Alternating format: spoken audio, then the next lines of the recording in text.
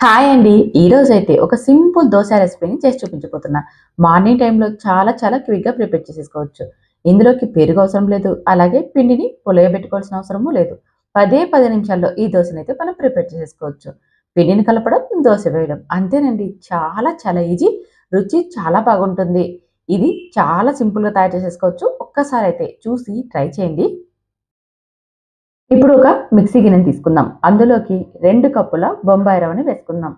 సుజి అంటాం కదా అది. 2 కప్పులు వేసేసుకొని ఇందులోకి 2 స్పూన్ల దాకా మైదాని వేసుకోవాలి.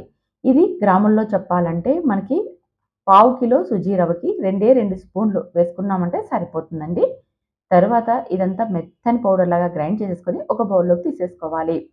ఇదే మిక్సీ గిన్నెలోకి ఒక కప్పు పచ్చి బంగాళాదుంప ముక్కల్ని వేసేసుకోవాలి. తొక్కు తీసేసుకొని, కట్ చేసేసుకొని మెత్తగా గ్రైండ్ చేసేసుకోవాలి. 2 కప్పులకి 1 కప్పు, 1 కప్పు రవ్వకి హాఫ్ కప్పు ఇలా తీసుకుంటే సరిపోతుంది. ఇదంతా మెత్తని పేస్ట్ లాగా గ్రైండ్ చేసేసుకొని ఇందులోకి వేసేసుకోవాలి.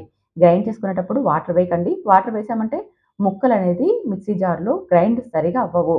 పక్కకి అంతా చిన్న ముక్కలు జారిపోతాయి. అందుకని వాటర్ వేయకోకుండా మెత్తని పేస్ట్ లాగా గ్రైండ్ చేసేసి మనం గ్రైండ్ చేసి పెట్టుకున్న రవ్వ మిశ్రమంలోకి వేసేసుకొని అందులోకి కొద్దిగా నీళ్ళని వేసుకుంటూ ఇదంతా దోస పిండిలాగా కలుపుకోవాలి. ఇలా విస్కర్‌తో అంతా బాగా కలిపేసుకోండి. లేదంటే చేత్తో అయినా సరే కలిపేసేసుకోండి. రుచికి సరిపడా ఉప్పును, అలాగే చిటికెడంటే చిటికెడు వంట సోడాను వేసేసుకొని ఇదంతా బాగా కలిసేలాగా కలుపుకోండి. ఇక్కడ చూడండి మనకి పిండి అనేది మరి కాస్త జారుగా ఉండాలి. ఇక్కడ చూస్తే మీకే అర్థమైపోతుంది గదా! పిండి కాస్త థిక్‌గా ఉంది. ఇప్పుడు ఇందులోకి మరి కొద్దిగా వాటర్‌ని వేసేసుకొని మనం మామూలుగా దోస పిండి ఎలా అయితే జారుగా కలుపుకుంటామో ఆ విధంగా కలిపేసేసుకోండి. చూస్తున్నారుగా? ఇలా ఉంటే సరిపోతుంది. ఇప్పుడు స్టవ్ మీద పెనం పెట్టుకొని కొద్దిగా ఆయిల్ వేసేసి టిష్యూ పేపర్‌తో క్లీన్ చేసేసుకోండి. తర్వాత ఒక గరిటె పిండిని తీసేసుకొని దోసను పల్చగా ఎంత వీలైతే అంత పల్చగా దోసను వేసేసుకోండి.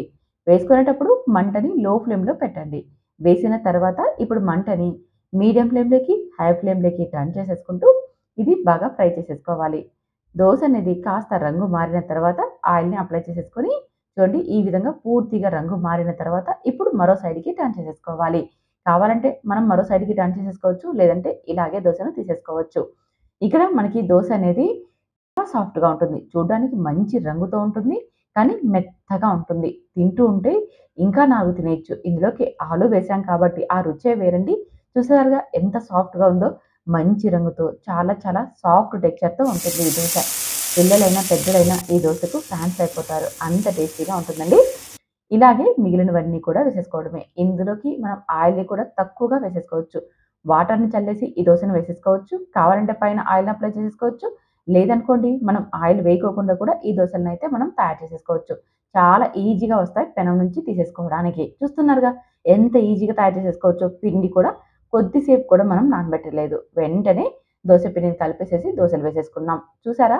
మార్నింగ్ టైమ్‌లో అయినా సరే, ఈవినింగ్ టైమ్‌లో అయినా సరే దోస వేసేసుకోవాలంటే ఇలా కొద్దిగా రవ్వ, ఒక ఆలు ఉంటే చాలు మనం దోసలను తయారు చేసేసుకోవచ్చు. మరి మీరు కూడా ట్రై చేస్తారు కదూ! ట్రై చేసేసేయండి. టేస్ట్ ఎలా వచ్చిందో కామెంట్ చేయండి. నచ్చితే మాత్రం మన ఛానల్‌ని ఫాలో అవ్వండి. అలాగే ఈ వీడియోని మీ ఫ్రెండ్స్, ఫ్యామిలీ మెంబర్‌కి షేర్ చేయండి.